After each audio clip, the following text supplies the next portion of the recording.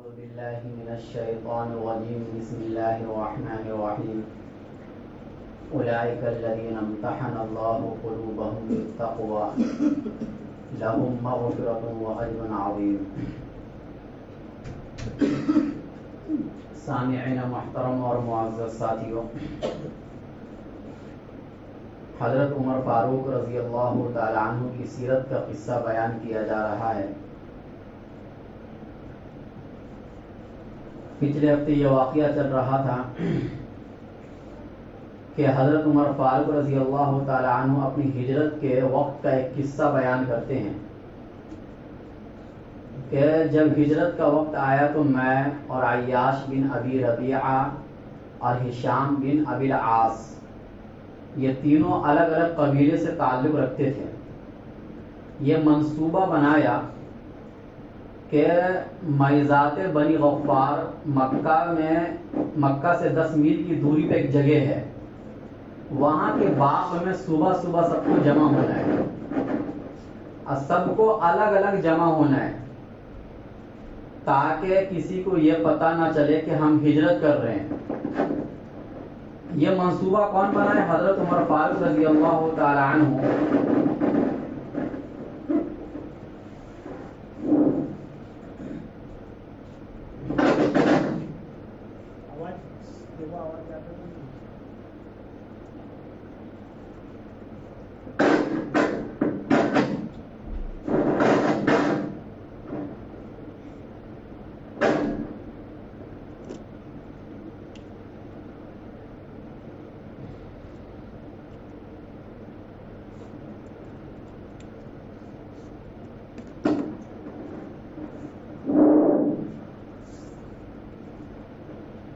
تو یہ منصوبہ حضرت عمر فاروق رضی اللہ تعالیٰ عنہ نے بنایا، کیونکہ حضرت عمر فاروق منصوبہ بنانے میں یا اسی طریقے سے آگے کی کسی بات کو سمجھنے میں بہت ذہندار تھے، فوراً کسی چیز کو بھاپ لیتے تھے کہ اس کا نتیجہ آگے چل کے کیا نکلنے والا ہے۔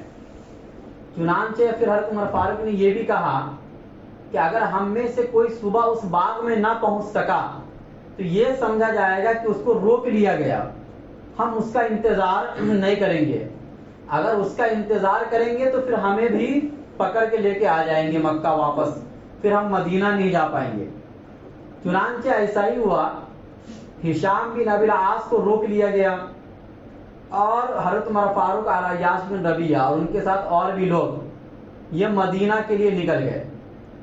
جب مدینہ پہنچے، قباء کے مقام پر بنی عمرو بن عوف کے مکان میں ٹھہرے تو پیچھے سے ابو جہل اور اس کے بعد اس کے ساتھ حارث بن ہشام، یہ دونوں آئے اور عیاش بن ابی ربیعہ کو بہکانے لگے اور انہوں نے یہ کہا کہ آپ کی ماں نے یہ نظر مانی ہے کہ جب تک وہ تمہیں دیکھ نہیں لے گی وہ اپنے سر میں تیل نہیں لگائے گی، کنگھی نہیں کرے گی اور اسی طریقے سے کسی سائے میں نہیں بیٹھے گی، دھوپ میں بیٹھی رہے گی۔ یہ سن کر عیاش بن ابی ربیعہ کا دل نرم ہو گیا اپنی ماں کے لیے اور وہ یہ سوچنے پر مجبور ہو گئے کہ جانا چاہیے یا نہیں جانا چاہیے۔ حضرت عمر فاروق رضی اللہ تعالیٰ عنہ فوراً سمجھ گئے کہ ابو جہل جھوٹ بول رہا ہے اور یہ اس طریقے کی باتیں کر کے ان کے ذہن کو خراب کرنا چاہتا ہے اور واپس اپنے ساتھ یہ مکہ لے کے جانا چاہتا ہے تاکہ یہ اسلام سے پھر جائے، اسلام سے ہٹ جائے۔ کیونکہ حضرت عمر فاروق بہت ذہندار آدمی تھے، یہی وجہ ہے کہ مسلمان بھی چاہتے تھے جب وہ اسلام نہیں لائے تھے کہ یہ جلد سے جلد اسلام میں آ جائے۔ ان کے آنے سے اسلام کو جو طاقت ملی ہے وہ صرف جسمانی طور سے نہیں بلکہ ذہنی طور سے بھی، سمجھداری کے اعتبار سے بھی۔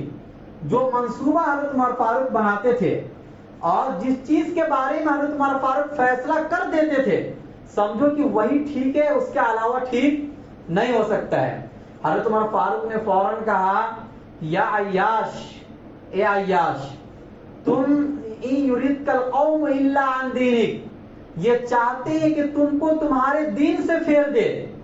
رہا مسئلہ تمہاری ماں کا، تو اگر ان کے سر میں جوئیں زیادہ ہو جائیں گی تو خود بخود کنگھی کر لے گی وہ، اور اگر ان کو دھوپ یا گرمی زیادہ لگے گی تو خود بخود سائے میں چلی جائے گی. لہذا ان کے اس کہنے کی وجہ سے اپنے اسلام کو نقصان نہ پہنچاؤ.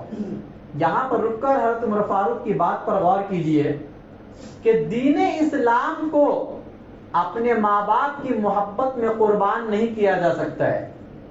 ہاں اسلام کی قربانی یعنی اپنے ماں باپ کو قربان کیا جائے گا دین اسلام پر، لیکن دین اسلام کو اپنے ماں باپ کے لیے قربان نہیں کیا جائے گا. یہی وجہ ہے کہ صحابہ کرام اللہ کے نبی کے سامنے بار بار یہ بات کہتے تھے کہ میرے ماں باپ آپ پر قربان. یہ نہیں کہتے تھے، اس کا الٹا نہیں کہا جا سکتا تھا کہ ہم دین اسلام کو چھوڑ دیں گے اپنے ماں باپ کی محبت میں. ایسا نہیں ہو سکتا ہے. لہذا ماں باپ کی محبت اللہ رسول کی محبت کے بعد ہے.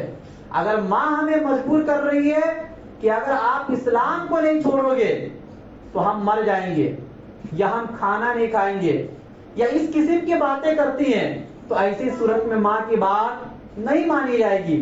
اس لیے کہ اسلام سے ہمیں زیادہ پیار ہے. اسی اسلام نے ہمیں سکھلایا ہے کہ ماں باپ سے کیسے محبت کرنا ہے، ورنہ ماں باپ کے حقوق کو کون جانتا تھا، یا ماں باپ کے ساتھ اتنی نرمی کرنا کس نے سکھلایا؟ اسی اسلام نے سکھلایا ہے. اس لیے ہم اسلام کو تو نہیں چھوڑیں گے، ماں باپ کو چھوڑا جا سکتا ہے. یہی بات حضرت عمر فاروق نے اپنے اس واقعے سے سمجھایا. اس کے بعد وہ بات نہیں مانی عیاش بن ابی ربیہ، اور انہوں نے یہ کہا کہ میرا کچھ مال ہے مکہ میں جا کر اپنی ماں کو بھی دیکھ لوں گا اور مال بھی لے کر آ جاؤں گا. اس پر بھی حضرت عمر فاروق نے کہا کہ اگر تم کو مال چاہیے تو تمہیں معلوم ہونا چاہیے کہ میں قریش کا سب سے مالدار آدمی ہوں. چونکہ میں تجارت کیا کرتا تھا، میرے پاس مال بھی بہت زیادہ ہے. میں اپنا آدھا مال تمہارے اسلام کو بچانے کے لیے میں قربان کر دوں گا. حضرت عمر فاروق نے کہا کہ مت جاؤ مکہ، میں اپنا مال جو اپنے ساتھ لے کر آیا ہوں اس میں سے آدھا مال میں تم کو دے دوں گا. یہاں پر بھی رک کر یہ بات سمجھنا چاہیے کہ حضرت عمر فاروق یہ کہنا چاہتے ہیں کہ دیکھو مال کا اگر نقصان ہو جائے دین کو بچانے کے لیے یہ تو گوارا ہے، لیکن اگر دین کا نقصان ہو رہا ہے مال کو بچانے کے لیے یہ گوارا نہیں ہے. آج کل ہم یہی کر رہے ہیں، ہم اپنے دین کا نقصان تو کر دیتے ہیں مال کو بچانے کے لیے، لیکن اپنے مال کا نقصان کبھی نہیں کرتے ہیں اپنے دین کو بچانے کے لیے. چنانچہ ہم دکانوں پر بیٹھے رہتے ہیں، نماز کا وقت ہو جاتا ہے، اذان ہو جاتی ہے، اس کے باوجود بھی ہم مسجد میں صرف اس لیے نہیں آتے ہیں کہ ہمارے مال کا نقصان ہو جائے گا. اگرچہ دین کا نقصان ہو جائے اس سے کیا فرق پڑتا ہے. اسی طریقے سے ہم کہیں تقریب میں جاتے ہیں، کہیں شادی بیاہ میں جاتے ہیں، کہیں کسی سے ملنے جاتے ہیں یا کہیں بھی گھومنے ہم چلے جاتے ہیں، اپنا ہر فائدہ سوچتے ہیں، اپنے مال کا فائدہ سوچتے ہیں، اپنے بزنس اور تجارت کا فائدہ تو سوچ لیتے ہیں، لیکن دین کا نقصان ہو اس سے کوئی فرق نہیں پڑتا ہے. حضرت عمر فاروق اپنے دوست کے اسلام کو بچانے کے لیے اپنے مال کی قربانی دے رہے ہیں اور یہ کہہ رہے ہیں کہ مال اتنی بڑی چیز نہیں ہے، دوبارہ مال آ جائے گا. لیکن اگر تم مکہ چلے گئے اور ان لوگوں نے تمہارے پیچھے اگر محنت کر دی تو تمہارا لایا ہوا اسلام جو دنیا کی سب سے بڑی دولت ہے اس سے تم ہاتھ دھو بیٹھو گے. لیکن اس کے باوجود بھی عیاش بن ابی ربیہ حضرت عمر فاروق کی بات نہیں مانے، واپس نکل گئے وہاں سے ابو جہل کے ساتھ. لیکن اس کے باوجود بھی حتی الامکان حضرت عمر فاروق کوشش کر رہے ہیں کہ ان کا اسلام بچ جائے. چنانچہ خیر خواہی کا جذبہ ابھی بھی وہ نہیں چھوڑے اور ان کے پاس بہت عمدہ اونٹنی تھی حضرت عمر فاروق کے پاس. کہا اس اونٹ پر سوار ہو جاؤ اور اگر جانا ہے کہ اس اونٹ پر سوار ہو کر جاؤ. کیوں؟ اگر تمہیں یہ اندیشہ ہو کہ ابو جہل تمہارے ساتھ دھوکہ کر رہا ہے تو اس اونٹنی پر سوار ہو کر واپس جلدی سے مدینہ آ جانا، چونکہ یہ عمدہ اونٹنی ہے، تیز رفتار اونٹنی ہے، اس سے تم اپنے دین کو بچا سکو گے. چنانچہ اس اونٹنی پر سوار ہو کر آ رہے ہیں. آدھے راستے پر پہنچے تو ابو جہل نے کہا کہ میری اونٹنی تھک گئی ہے، اگر آپ اپنے ساتھ بیٹھانا چاہو تو بیٹھا لو. تو عیاش بن ابی ربیہ نے کہا ٹھیک ہے بیٹھا لیتے ہیں. چنانچہ سب لوگ اتر گئے. جیسے اترے ویسے ابو جہل عیاش بن ابی ربیہ کو رسی سے باندھ دیے. اب باندھ کر ان کو مکہ لے کر آئے. اب جب باندھ کر مکہ وہی بات حضرت عمر فاروق نے پہلے کہا تھا کہ یہ چاہتے ہیں کہ تم کو تمہارے دین سے ہٹا دے, اور اگر ان کے ساتھ جاؤ گے تو حقیقت میں تم کو اپنا اسلام چھوڑنا پڑے گا. سوچو حضرت عمر فاروق کتنے اعلیٰ فراست کے مالک تھے, ان کا کتنا اعلیٰ ذہن تھا کہ آگے کی بات تو پہلے ہی سمجھ جایا کرتے تھے. اسی بنیاد پر تو اللہ کے نبی صلی اللہ علیہ وسلم نے فرمایا تھا ایک حدیث کے اندر, جو بخاری کی حدیث کے اندر ہے, کہ لقد کان فیما قبلکم من الامم محدثون, کہ تم سے پہلے کے جو لوگ گزرے ہیں ان میں کوئی نہ کوئی محدث ہوا کرتا تھا. محدث کا مطلب یہ ہوتا ہے کہ اللہ کی جانب سے کوئی بات ان کے دل میں آ جانا. انبیاء کے دل میں کوئی بات آتی ہے تو وہ بات وہی بن جاتی ہے, لیکن انبیاء کے علاوہ کسی اور کے دل میں وہ بات آتی ہے تو اسی کو ہم الہام کہتے ہیں, اسی کو ہم ویسے شخص کو محدث کہا جاتا ہے. چنانچہ اللہ کے نبی نے آگے فرمایا کہ میری امت میں اگر کوئی محدث ہے, میری امت میں کوئی اگر ملہم ہے تو وہ حضرت عمر فاروق رضی اللہ تعالیٰ عنہ ہے, جن کے دل میں اللہ کوئی بات ڈال دیتے ہیں. اسی بنیاد پر حضرت عمر فاروق اگر کوئی فیصلہ کرتے تھے تو آگے چل کر وہ بات قرآن میں اتر جایا کرتی تھی. ان کے فیصلے کے مطابق اور ان کے رائے کے مطابق قرآن کی 1-2 آیت نہیں 10 سے اوپر آیتیں ہیں جو حضرت عمر فاروق کے رائے اور فیصلے کے مطابق اتری ہے. اتنا اعلیٰ ذہن کے مالک تھے حضرت عمر فاروق. چنانچہ ان کو قید کر لیا گیا. حضرت عمر فاروق نے اپنے دل میں یہ کہا کہ جو شخص اپنے آپ کو کسی فتنے میں مبتلا کرے گا, اللہ نہ اس سے فرض قبول کریں گے, نہ نفل قبول کریں گے, اور نہ اللہ اس کی توبہ قبول کریں گے. چنانچہ ان کو اللہ نے موقع دیا تھا ہجرت کرنے کا, لیکن اس کے باوجود انہوں نے اپنے اختیار سے سمجھانے کے باوجود وہ مکہ آئے اور اپنے آپ کو ایک فتنے میں انہوں نے مبتلا کر دیا. چنانچہ اس کے بعد اللہ کے نبی جب ہجرت کر کے مدینہ آئے تو ایک آیت اتری کہ یا عبادی الذین اسرفوا علی انفسہم لا تقنطوا من رحمت اللہ. یعنی جو بات مسلمانوں کے ذہن میں اس وقت گھوم رہی تھی کہ جو آدمی اپنے آپ کو کسی گناہ میں مبتلا کر دے گا اللہ اس کی توبہ قبول نہیں کریں گے, اس آیت نے اتر کر یہ بتلا دیا کہ ایسا نہیں ہے. لہذا اگر کوئی کتنا بھی بڑا گنہگار ہو توبہ کا دروازہ کھلا ہوا ہے, اگر وہ اللہ کے دربار میں آئے گا تو اللہ اس کے توبہ کو قبول کر لیں گے. اگر مسلمان سے کوئی غیر مسلم ہو گیا ہے اب اس کے بعد وہ اسلام قبول کرنا چاہتا ہے پھر بھی اللہ اس کے اسلام کو قبول کر لیں گے. جب یہ آیت اتری تو اس کے بعد بھی حضرت عمر فاروق خیر خواہی کا جذبہ نہیں چھوڑے. چنانچہ حضرت عمر فاروق فوراً ایک صحیفے میں اس کو لکھتے ہیں اس آیت کو, اور آیت لکھ کر حضرت عمر فاروق نے مکہ پہنچایا اپنے دوستوں کے پاس کہ آپ کو مایوس ہونے کی ضرورت نہیں ہے, ابھی بھی وقت ہے, آ جاؤ مدینہ اور اپنے اسلام کو بچا لو. اس کو کہتے خیر خواہی, اس کو کہتے ہمدردی, اس کو کہتے بھائی چارگی. آپ اپنے بھائی کے لیے دنیا کی ہر چیز پسند کرتے ہیں, لیکن آپ اگر اس کی آخرت کے لیے نہیں سوچ رہے ہیں, آپ اس کے اسلام کو بچانے کے لیے نہیں سوچ رہے ہیں, آپ اس کی جنت کے لیے نہیں سوچ رہے ہیں, تو یہ سمجھو آپ نے اس کے لیے کچھ بھی نہیں سوچا. آپ اپنی اولاد کے لیے ہر چیز آپ نے دے دیا ہے, گاڑی دے دی, بنگلے دے دیے, دنیا کی ہر ناز و نعمت آپ نے اپنی اولاد کو دے دی ہے, لیکن آپ نے اس کی اچھی تربیت نہیں کی, آپ نے دین کے لیے اس کی رہنمائی نہیں کی, آپ نے اس کو ایسا نہیں بنایا کہ وہ اپنے آپ کو دین کے لیے قربان کر دے. تو یہ سمجھو آپ نے اپنی اولاد کو کچھ بھی نہیں دیا ہے. آپ نے اپنے اولاد کو ایسا بنا دیا ہے کہ یہ اولاد خود آپ کو جہنم میں لے کے جائے گی.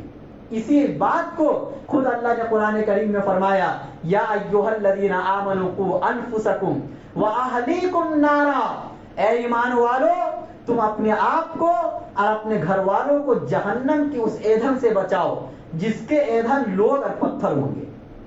تو پتہ یہ چلا کہ اگر آپ اپنی اولاد کو اچھی تربیت نہیں دے رہے ہیں, ان کے اسلام کے باقی رکھنے کے لیے ان کی تربیت نہیں کر رہے ہیں, تو یہ سمجھو آپ نے اپنی اولاد کو کچھ بھی نہیں دیا. آج یہی ہو رہا ہے. اگر آپ امت میں چل پھر کر دیکھیں گے تو ہر مسلمان اپنی اولاد کے لیے بہت کوشش کرتا ہے, اس کو ڈاکٹر بھی بناتا ہے، انجینئر بھی بناتا ہے، بڑے بڑے عہدوں سے نوازتا ہے، اور اس کے فیوچر کے لیے، اس کے مستقبل کے لیے اپنی پوری زندگی کھپا دیتا ہے. حتیٰ کہ بڑھاپے کی عمر میں بھی آدمی محنت کرتا ہے صرف اپنی اولاد کے مستقبل کے لیے، کہ تاکہ اس کا مستقبل میرے چلے جانے کے بعد بہت اچھے طریقے سے گزرے، آرام سے گزرے، سکون سے گزرے. لیکن آپ نے اس کو قرآن کی تعلیم نہیں دی، آپ نے اس کو نماز کی تعلیم نہیں دی، آپ نے اس کو دین اسلام کی تعلیم نہیں دی. آپ نے کبھی اپنی زندگی میں ان کو نہیں سکھلایا کہ میرے مرنے کے بعد تمہارے کیا حقوق ہے. ماں باپ کے چلے جانے کے بعد بھی ماں باپ کی خدمت ہو سکتی ہے، لیکن کس طریقے سے ہو سکتی ہے یہ آپ نے اپنی اولاد کو نہیں سکھلایا. تو آپ کا یہ پورا 60-70 سالہ جو زندگی کی محنت ہے، یہ محنت بیکار ہے. اسی محنت کے بارے میں سورہ کہف کے اندر اللہ قرآن کریم میں فرماتے ہیں کہ بہت سے ایسے لوگ ہیں دنیا کے اندر جو بہت کوشش کرتے ہیں، اور ان کو ایسا لگتا ہے کہ میری یہ کوشش بہت کامیاب ہے، بہت سود مند اور فائدے مند ہے. اللہ کہتے اولئک الذین ضل سعیہم فی الحیاۃ الدنیا وہم یحسبون انہم یحسنون صنعا. یہ وہ لوگ ہیں جن کی کوششیں رائگاں بیکار ہیں دنیاوی زندگی میں بھی، اور آخرت میں بھی ان کو کچھ ملنے والا نہیں ہے. یہ ایسے لوگ ہیں. لہذا اگر آپ محنت کرتے ہیں تو ایسی محنت کیجئے جس کا تعلق دین اور دنیا دونوں سے ہو. صرف دنیا سے ہو اللہ یہ بھی نہیں کہتے، صرف آخرت سے ہو اللہ یہ بھی نہیں کہتے. اللہ یہ نہیں کہتے کہ صرف آخرت ہی آخرت، آخرت ہی آخرت کرو، صرف نماز روزہ نماز روزہ، باقی نہ کماؤ نہ کچھ کرو نہ کسی کے حقوق ادا کرو. ایسا بھی تو اللہ نے نہیں کہا. لیکن ایسا بھی نہیں ہے کہ صرف دنیا کمانے کے پیچھے لگ جاؤ اور آخرت کو ایک دم سے بھول جاؤ.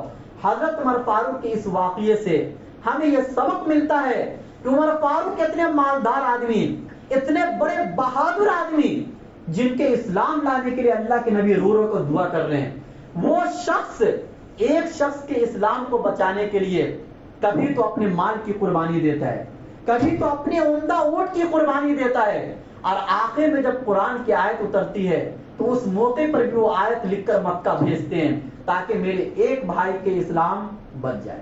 آج ہم اپنی اولاد کے، وہ بھی بھائی، وہ سگا بھائی نہیں، اسلامی بھائی، آج ہم اپنے سگے بھائی کے لیے، اپنے سگے اولاد کے لیے نہیں سوچتے اتنا، لیکن وہ اپنے اسلامی بھائی کے لیے اتنا سوچتے ہیں.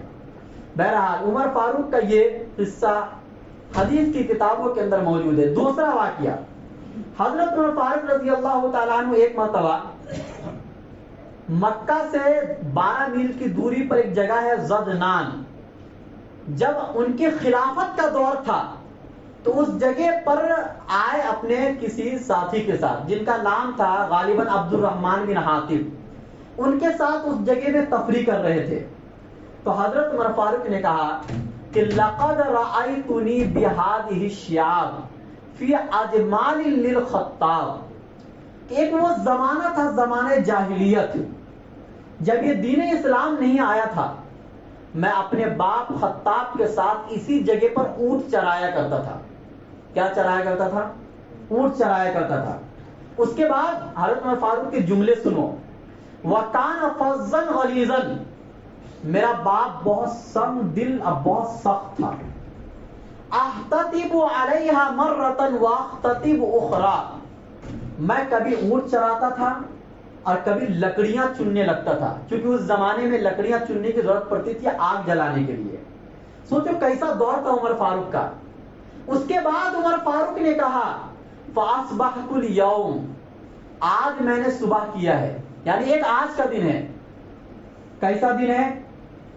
وَيَضْرِبُ النَّاسُ بِجَنَابِي، لوگ پوری دنیا میں میری مثال بیان کر رہے ہیں، میری حکومت کی مثال بیان کر رہے ہیں. لَيْسَ فَوْقِي أَحَدٌ إِلَّا اللَّهُ، آج یہ حال ہے کہ میرے اوپر اللہ کے علاوہ کوئی میرا نگراں نہیں ہے، میرے اوپر اللہ کے علاوہ کوئی میرا حاکم نہیں ہے. سوچنے والی بات ہے. اس واقعے سے چند سبق ملتا ہے. اگر آپ کو کبھی بہت زیادہ مال و دولت مل جائے، آپ کا ماضی، آپ کا گزرا ہوا زمانہ بہت غربت کا، عام طور سے ہوتا ہے لوگوں کے ساتھ، آج بعد میں چل کر آپ کا بہت اچھا دور آ گیا، تو آپ اپنے گزرے ہوئے زمانے کو کبھی بھی مت بھولو. وقتاً فوقتاً کبھی کبھی کسی کے سامنے یاد کر لیا کرو, اس سے تکبر والی زندگی ختم ہو جاتی ہے. آدمی جب اپنے گزرے ہوئے زمانوں کو یاد کرتا ہے تو اس کے دل میں یہ بات فوراً واپس آتی ہے کہ یار ایک وقت تھا میں ایسا تھا, میری کوئی ویلو نہیں تھی, لیکن آج جو مجھے عزت ملی ہے یہ صرف اللہ نے عزت دی ہے. حضرت عمر فاروق یہی تو کہنا چاہ رہے ہیں کہ ایک وہ وقت تھا, کوئی مجھے نہیں جانتا تھا, ایک سنسان جگہ میں جنگل کے اندر میں اونٹ چرانے کے لیے آتا تھا, میرے ابو مجھے ڈانٹتے تھے کیونکہ وہ سخت مزاج تھے. کبھی میں لکڑیاں چننے لگتا تھا, میرے والد کہتے تھے یہ کیا کر رہے ہو, اونٹ چراؤ. لیکن آج یہ حال ہے کہ دنیا میری حکومت کی مثال بیان کرتی ہے. آج عدل و انصاف کا ایسا حضرت عمر فاروق نے نظام قائم کر دیا کہ جب عمر فاروق مدینے سے نکل جاتے تھے تو قیصر و کسریٰ کے بادشاہ کے پیر لرز جایا کرتے تھے. وہ عمر فاروق کہ کوئی ہفتہ ایسا نہیں گزرا ہے کہ جس ہفتے میں کوئی ملک فتح نہ ہوا ہو. وہ عمر فاروق کہ کوئی دن ایسا نہیں گزرا ہے جس دن میں کوئی شہر فتح نہ ہوا ہو. اللہ نے ایسا روب دبدبا عمر فاروق کو دیا تھا. اسی بنیاد پر اللہ کے نبی صلی اللہ علیہ وسلم دعاؤں میں کیا دعا مانگا کرتے تھے, اللہم اعز الاسلام باحب هذین الرجلین الیک بابی جہل او بعمر بن الخطاب. اے اللہ اسلام کو تو عزت دے ان دو میں سے کسی ایک کے ذریعے سے, یا تو ابو جہل کے ذریعے سے یا تو عمر ابن خطاب کے ذریعے سے, آپ کو جو بھی پسند ہو. آگے آتا ہے وَكَانَ أَحَبَّهُمَا إِلَيْهِ عُمَرُ بْنُ الْخَطَّابِ, اللہ کو سب سے زیادہ محبوب عمر ابن خطاب تھے. چنانچہ ان کے اسلام لانے کے بعد جو عزت اسلام کو ملی ہے دنیا میں کسی اور کے اسلام لانے کے بعد اتنی عزت نہیں ملی ہے. حضرت عمر فاروق نے کہا کہ ایک وہ دور تھا میں اونٹ چرایا کرتا تھا, باپ مجھے ڈانٹا کرتے تھے, غربت کا دور تھا, میں لکڑیاں چنا کرتا تھا آگ جلانے کے لیے, میری کوئی حیثیت نہیں تھی, کوئی عزت نہیں تھی. ایک یہ دور ہے کہ میں پوری دنیا کا حاکم ہوں, پوری دنیا کی حکومت کا مالک ہوں. لوگ ایک ایک بات پوچھنے کے لیے میرے پاس آتے ہیں, لوگ میری مثال بیان کرتے ہیں, لیکن میں یہ نہیں سوچتا کہ اللہ سے بھی بڑا میں حاکم بن گیا ہوں. آگے انہوں نے کہا لیس فوقی احد الا اللہ, اللہ کے اوپر کوئی نہیں جا سکتا ہے, میرے اوپر اگر کسی کا آج زور چل سکتا ہے تو اللہ کا چل سکتا ہے. اللہ کا شکر بھی انہوں نے ادا کیا. تو ہر آدمی کو جب مال و دولت آئے, بہت زیادہ مال و دولت آ جائے, تو اپنی غربت کی زندگی کو بھی یاد کرنا چاہیے اور اپنے مالداری کی زندگی کو بھی یاد کرنا چاہیے, اور زندگی کو یاد کر کے اللہ کا شکر ادا کرنا چاہیے کہ اللہ یہ مال و دولت جو ملا ہے اس میں میرا کوئی کمال نہیں ہے, کمال تو اثر اللہ آپ کا ہے. آپ اگر چاہتے تو اسی زندگی میں مجھے رکھتے, جیسے بہت سے لوگ کے ساتھ ایسا بھی ہوتا ہے. چنانچہ حضرت عمر فاروق رضی اللہ تعالیٰ عنہ کی یہ زندگی اللہ نے ان کو دی تھی صرف ان کے اسلام کی وجہ سے. ان کو جو اتنی عزت ملی اسلام کی وجہ سے, اگر وہ نبی کے دامن میں نہ آتے, نبی کے قدموں میں عمر فاروق نہ آتے اور نبی کی سنت پر نہ چلتے تو آج ان کا نام بھی نہیں ہوتا. جیسے دنیا بھول گئے ابو جہل کو. ابو جہل کو لوگ جانتے ہیں لیکن کس نیت سے جانتے ہیں, غلط طریقے سے جانتے ہیں. لعنت اللہ علیہ لوگ کہتے ہیں, اللہ کی لعنت اس پر لوگ کہتے ہیں. برے طریقے سے اس کا نام لیا جاتا ہے, عزت کے ساتھ اس کا نام نہیں لیا جاتا ہے. قرآن میں اس کا نام نہیں, حدیثوں میں اس کا نام نہیں. اگر کہیں اس کا ذکر آتا ہے تو بہت غلط طریقے سے ذکر آتا ہے. لیکن اللہ تعالیٰ نے, دونوں دوست تھے, آپس میں اٹھتے بیٹھتے تھے, آپس کے ساتھی تھے. اگر کسی مجمع میں بیان کرنا ہوتا تھا تو عمر فاروق بیان کرتے تھے تو ابو جہل بھی بیان کرتا تھا. لیکن اس کے باوجود عمر فاروق کو اللہ نے اتنی زیادہ دولت سے نوازا, حکومت سے نوازا, عزت سے نوازا, ہر ایک چیز سے نوازا, اور اللہ نے ان کو ایسا بنایا کہ قیامت تک کے آنے والے لوگ منبر پر بیٹھ کر ان کی سیرت کو بیان کریں گے, ان کی تعریف کریں گے. چاہے دنیا کا بڑا محدث ہو, دنیا کا بڑا مفکر ہو, دنیا کا بڑا فقیہ ہو, اپنے وقت کا کوئی کتنا بھی بڑا بادشاہ کیوں نہ ہو جائے, لیکن وہ عمر فاروق کا ضرور تذکرہ کرے گا.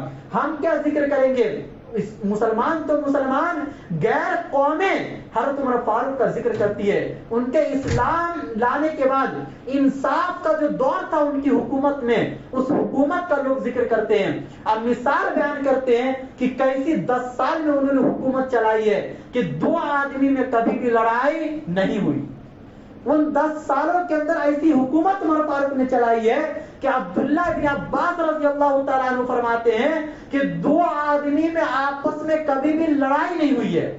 ایسا انصاف کا دور ان کا دور تھا. اللہ تعالیٰ ہم سب کو ان کی سیرت کے مطابق زندگی گزارنے کی توفیق نصیب فرمائے، اور ہمیں اور آپ کو بھی نبی کے قدموں میں جھکنے کی توفیق نصیب فرمائے، تاکہ اسی طریقے کی عزت ہمیں بھی ملے، ہمیں بھی دنیا کے اندر کچھ کرنے کا موقع ملے. اللہ ہم سب کو کہنے سننے سے زیادہ عمل کرنے کی توفیق نصیب فرمائے.